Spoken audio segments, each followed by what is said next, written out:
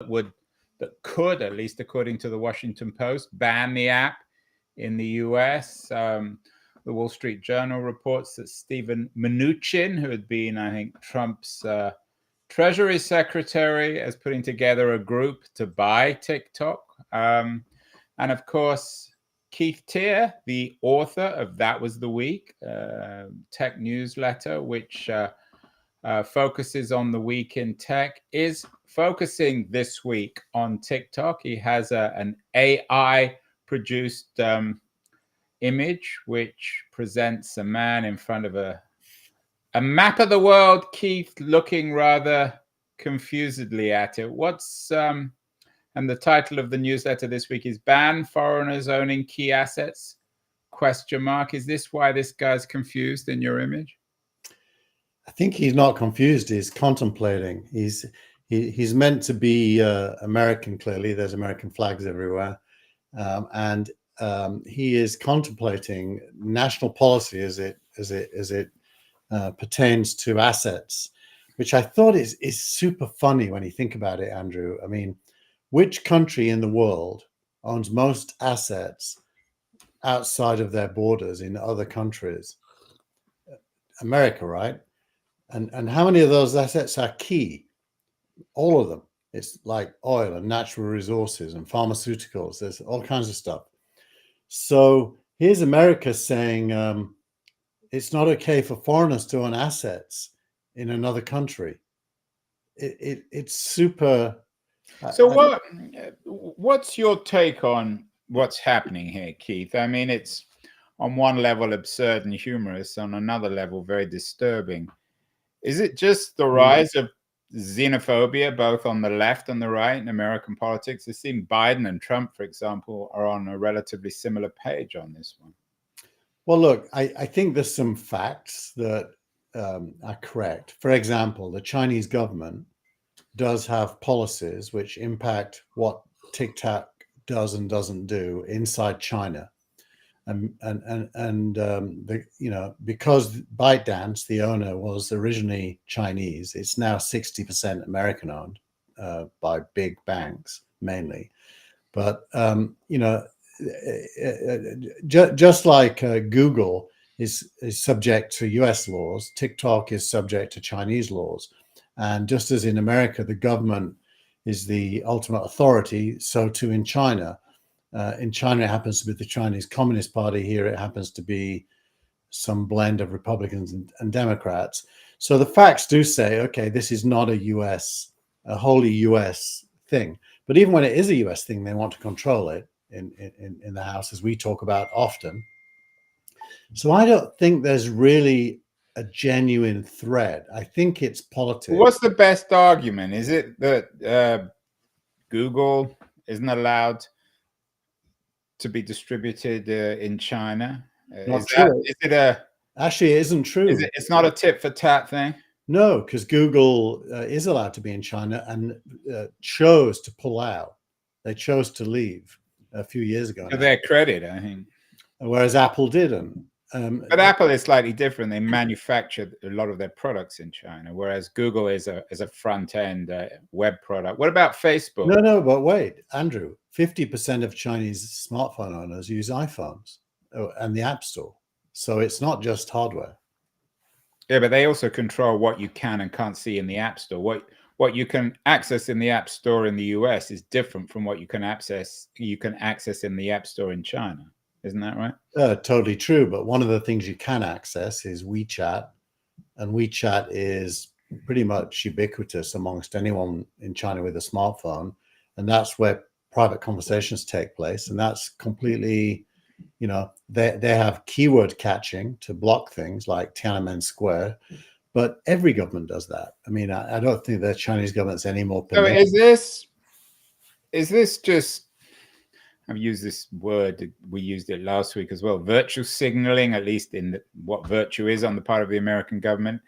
Are they serious about this? Is this just pre-election nonsense, or is it for real? And does it suggest a descent into economic nationalism in the 2020s?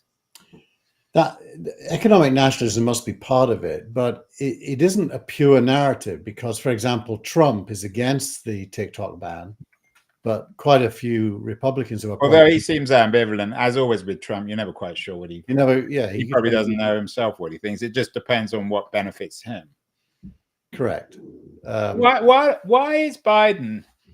I mean, this is not a politics show, but why it's not just Joe Biden, but the Biden administration? Why are they pushing a TikTok ban? I think there's massive sensitivities about being seen to be soft on, there's a list, right? Migrants and China are two of the things on the list.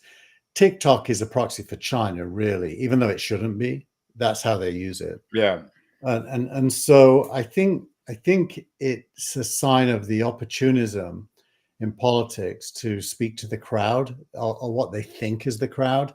In this case, I think they may have called it wrong. I mean, I don't detect any, my kids use TikTok and I don't detect any negativity. They fully know who owns it. Well, why would they care? Why would they care? Yeah, and the reason they use it, by the way, is because it's really good. Yeah, well, you can't blame the Chinese for that.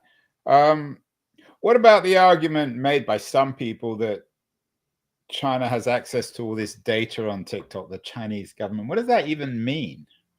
Well, let's assume they could see 100% of the data, which of course they can't. But let's on TikTok, what people you and I can go on TikTok and find out what people are saying. No, but I mean, let's pretend they've got access to the log files and they can put them through database parsers and try to figure out trends. Or let's imagine they can use those log files to target political messages to individuals more susceptible to listening to those messages based on profiling them. So even in the most extreme scenario where they're really pulling all the strings, which is clearly fake, they're not doing that. What's the harm? I mean, where's the damage? I still don't think they can brainwash people into believing things they don't already believe. So I just don't see the problem, actually. I think it's a fake problem. And it's insecure politicians. That may not be why they do it, but they clearly are insecure about controlling the message. And they hate it when the message may be out of their control.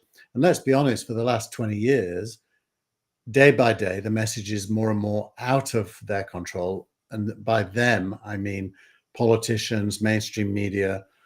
The message doesn't emerge anymore from the old channels.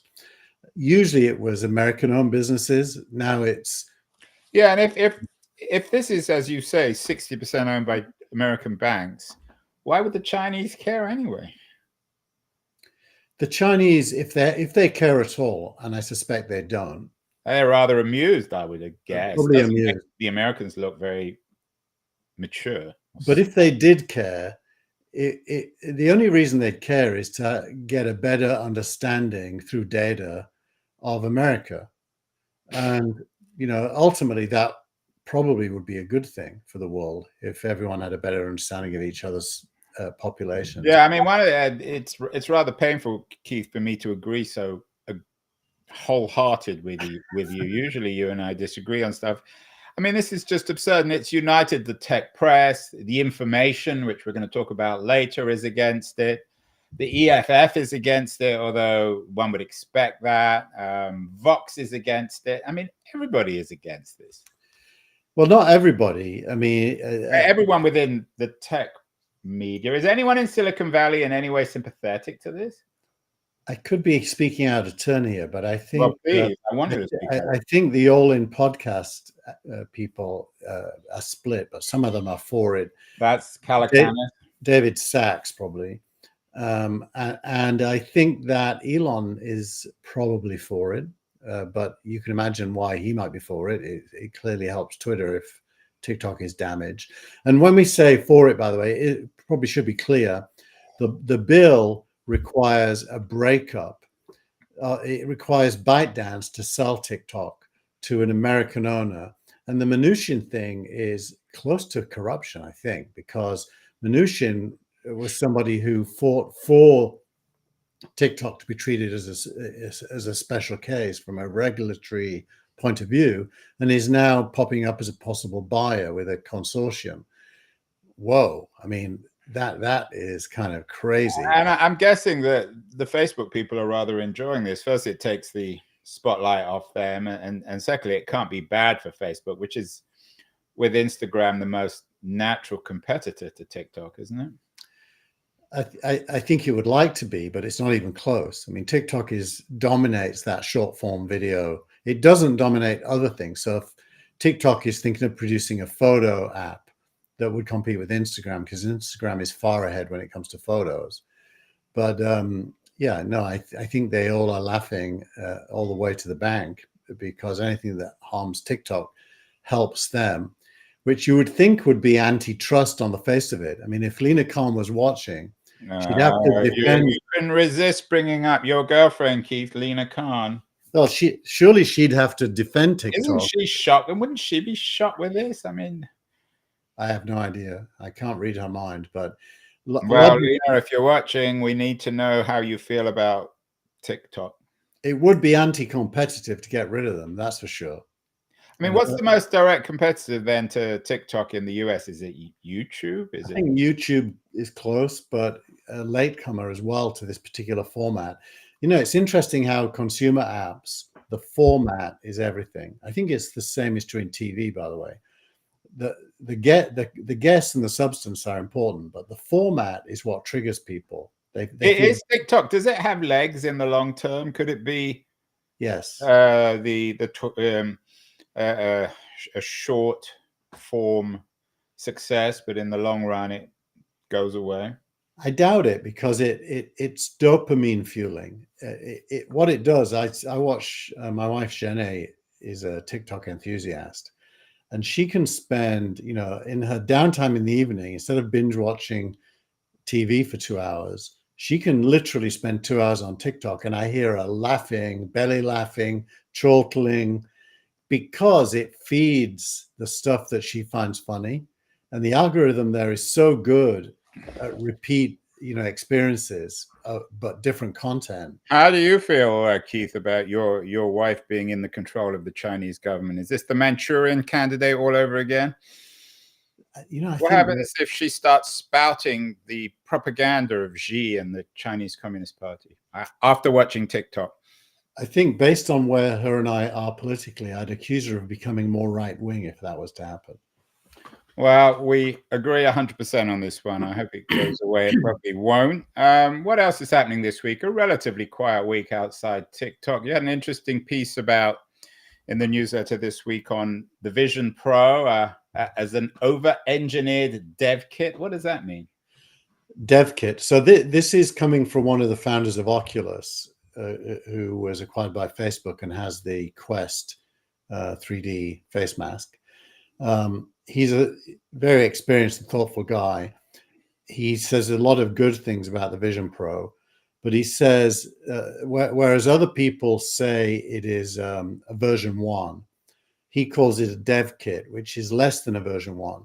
It's where it's mainly built for developers to get familiar with. You have one. Is it version 1 or a dev kit? I used it yesterday to construct the newsletter, which is the first time I've used it to do a piece of work. Yeah, I don't think it's a version 1 yet, because I couldn't complete my task on it. I had to take it off. You're regretting that $3,500 you spent? No, because just watching movies on it over a year will pay for that, I think. What happens if you put it on and you look at TikTok? Do you become controlled by the Chinese government? TikTok does have an app for it, and it's a super good implementation. Oh, now we're getting to the truth. But to be honest, I used it once. We need to doubly ban it. AI, of course, remains in the news. You had an interesting piece from Strange Loop Cannon, a good Substack essay on how LLMs have special intelligence, not general, but that's pretty impressive. And interestingly enough, it's Claude 3, which is leading the leaderboard at the moment. It beats ChatGPT, beats Gemini. How impressed are you with Claude, Keith? I know we've talked about this before. And what does Strange Loop Canon tell us about LLMs in terms of their special intelligence? So Strange Loop Canon is the newsletter of Rohit Krishnan. I strongly recommend reading it. He's a really good writer. Yeah, I just subscribed. He has 10,000 subscribers, so he's clearly doing something right. Yeah, he's super smart. He's British, and he's not Chinese, I hope. No, if he was anything, he'd be Indian, I think, with a name like Rohit Krishnan. But he's British, and he's a deep thinker. He's very numerate, very data savvy, and what he writes here is just a clarification. Really, it rings close to what we discussed initially when we talked about ChatGPT. And that is to say that these things are really good at specific things. And if that's your job, if any of the things they're good at is your job, it's going to save you a lot of time and make you better at your job.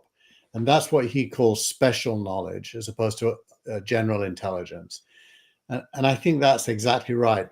Your Claude 3 question is interesting because I've been using OpenAI for SQL programming for probably a year now.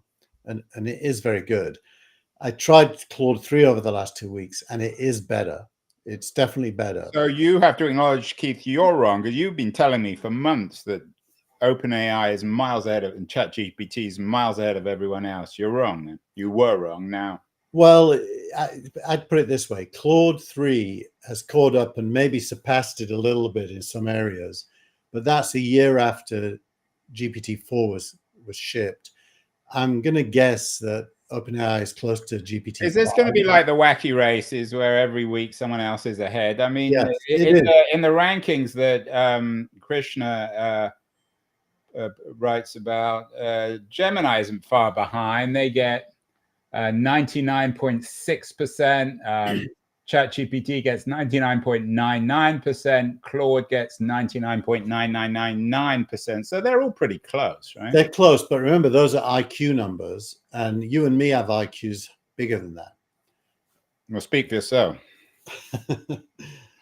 So he's saying that they're as smart probably as an entering undergraduate in university as a kind of an average.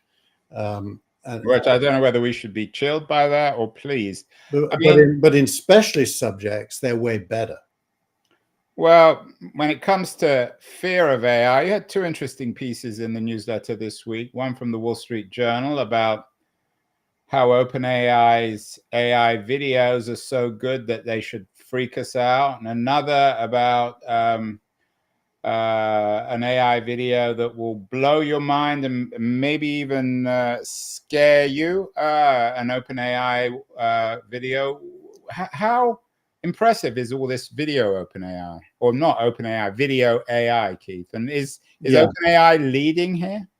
Well, it's interesting. The Wall Street Journal interviews the CTO of OpenAI, and she in the interview points out the flaws in the video. For example, there's a bull in a china shop video where the bull is trampling all over china, but the china meaning you brought out the Chinese again, Keith. Exactly. Cups and saucers. It wasn't cups and saucers, it was Beijing and Shanghai.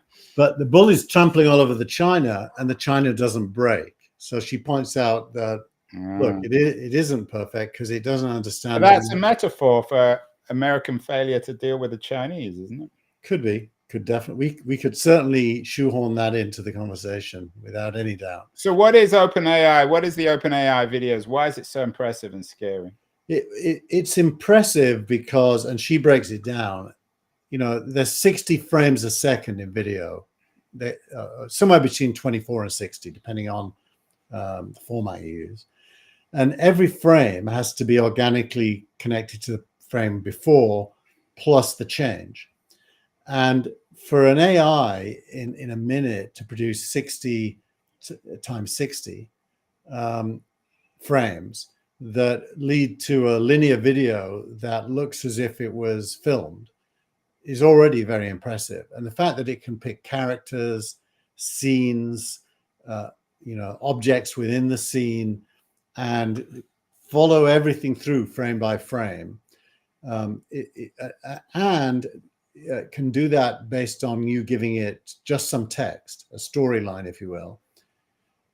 No, there's no doubt that's impressive. How hard would it be? I mean, you've got your image, which you use some of the graphic AI to create at the beginning about an American staring at a screen of the world. How hard would it be to turn that into video? I'm sure when they release Sora, I'll be able to say, give me a 30-second video of that scene where the guy stands up and throws a tomato at the screen at the end, and it will be able to do it. So when the pieces talk about forgetting Sora, they're saying that OpenAI's video is already really impressive, and Sora is going to blow it away. No. So Sora and OpenAI is the same thing. No, I understand. So even now, pre-Sora, OpenAI has an impressive video tool. Is that yeah. Right? Now the second one you're showing with the robot that's actually different. That is a robot made by. Oh, that's Figure AI. That's Figure, and they've made a robot, and this video is a demo of the robot interacting with a human being, carrying out tasks that the human asked it to do, including giving him some fruit to eat, stacking some dishes in a dryer, various things, with verbal feedback. They talk to each other. Sounds like what a husband does with their wife. Or in my case, it's the wife. Fruit. My wife walks into the kitchen and says, "There's some cleaning up to be done," and then leaves. Well, then she goes back to watching TikTok. She's obviously been programmed by the Chinese, Keith. And you should take her to the doctor. I should. Well, OpenAI is scary, but there is some normal stuff still going on. I had an interesting piece. Everyone kind of wrote Coinbase off last year, but they seem to be coming back. They raised $1 billion through convertible notes. Is crypto coming back? Well, you have to say yes to that. Look, Bitcoin, I haven't looked today. Yeah, we talked last week about the price of Bitcoin. I'm not sure what the numbers are this week. It got to $70-something thousand at one point this week. I don't know if it's still there. And somebody in the chat can tell us. And the associated crypto coins like Ethereum and Solana have also gone up massively. So I think you do have to say crypto is back. It's mainly Bitcoin centric, however. The ETF that BlackRock built on the stock exchanges now has more than $10 billion of money flowing into it. Greycroft, is it Greycroft? Gray something, maybe Grayscale, but the one that was already in existence, it has something like 90 billion. And there's a company that simply buy MicroStrategy, I think it's called, that only buys Bitcoin with its cash. It has the largest pool of Bitcoin, and its stock price has gone up.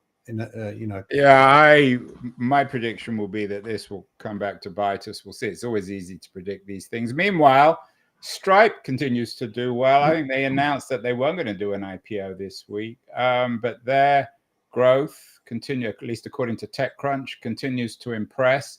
As total payment volume tops $1 trillion. Tell me about Stripe and their place in the new world, Keith. Well, look, it's a kind of a known thing in startup world that you should go to a VC with a deck and you should give them a big number. In Stripe's case, that big number is the world's GDP, which is about 120 trillion. And you should say, we think we can get 1% of this big number. And then VCs, if they believe you, should give you money. In Stripe's case, they've done it. I mean, $1 trillion is close to 1% of global GDP. And it's flowing through their payment system, which is embedded in most websites and apps. So that's astonishing. And what percentage of that comes back to Stripe? What's the revenue model? It'll be super tiny because it's the right. But even what a 0.0001% of $1 trillion is a lot of money. It'll be more than 1%.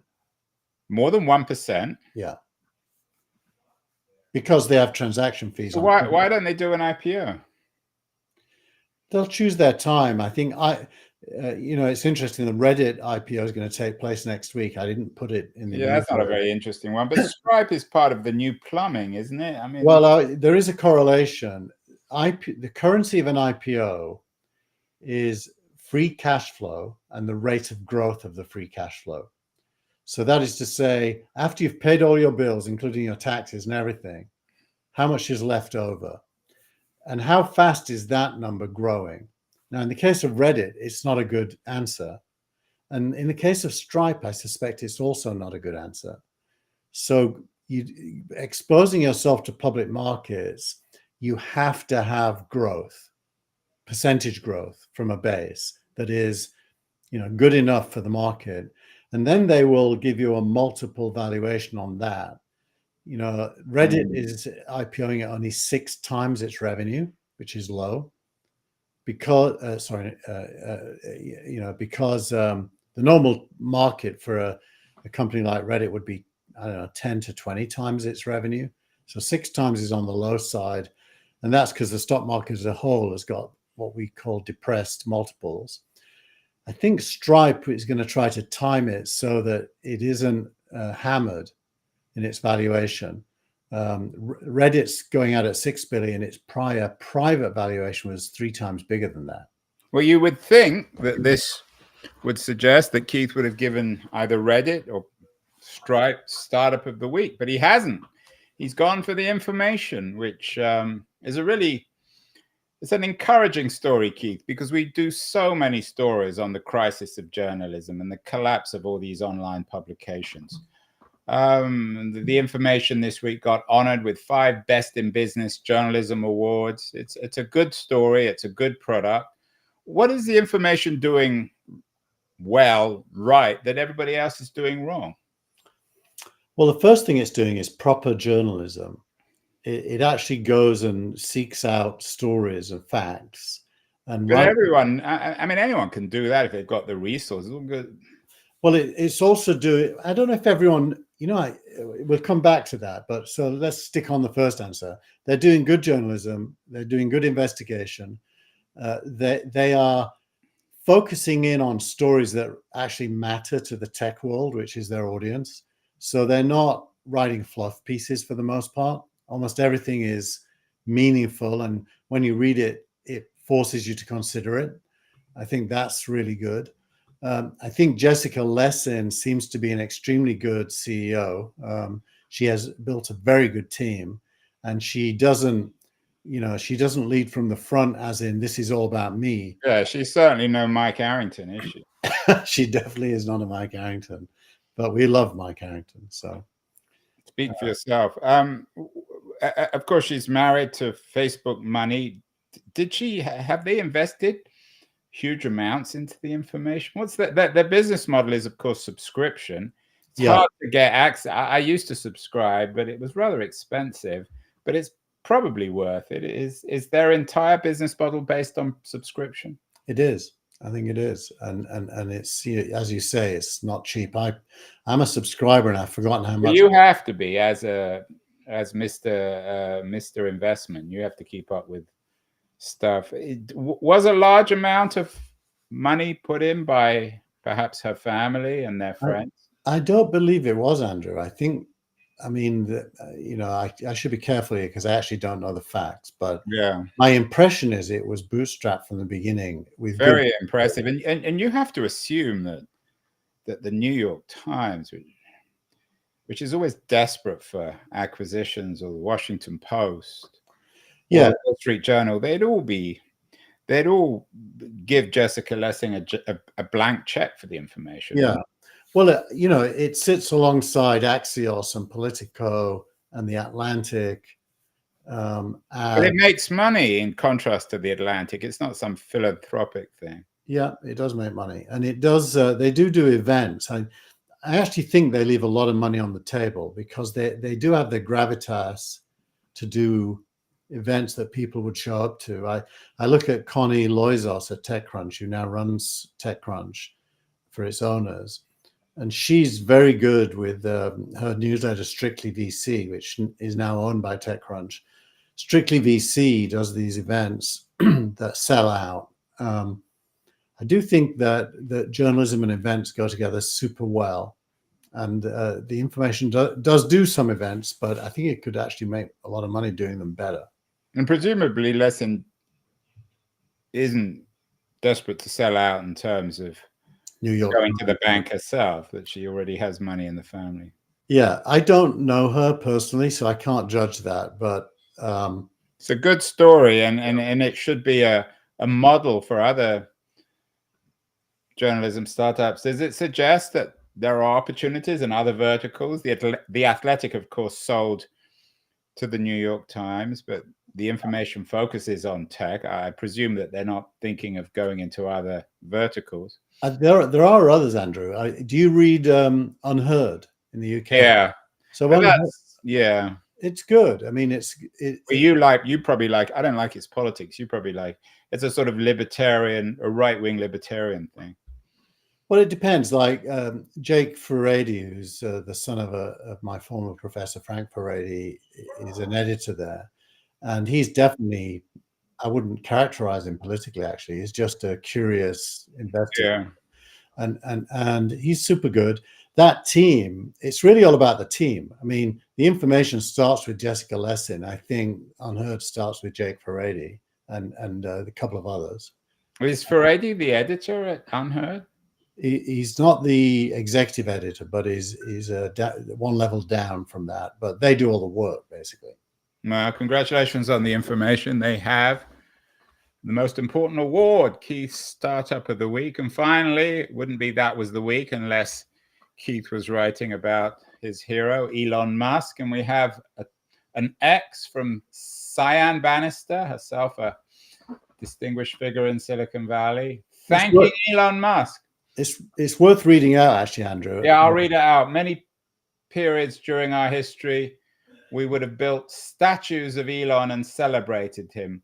Let's not wait to do it posthumously, as so many have done with others, but instead celebrate him today and continue to cheer him on. In the face of great adversity, he and his team continue to astonish and bring humanity to greater and greater technological advancements. And of course, what she's talking about is SpaceX, for what she says, doing the unthinkable, launching a giant Starship rocket into space. Although I'm not sure she covers this, it did get lost in the Indian Ocean. But I assume you agree with Bannister, Keith? Yeah, it got lost on re-entry, and it did re-enter, which is the largest object to ever re-enter the Earth's atmosphere. So re-entry was not a non-trivial operation, as was getting into orbit a non-trivial operation, and it succeeded at both. And then sometime between re-entry and landing, they didn't have control over it anymore.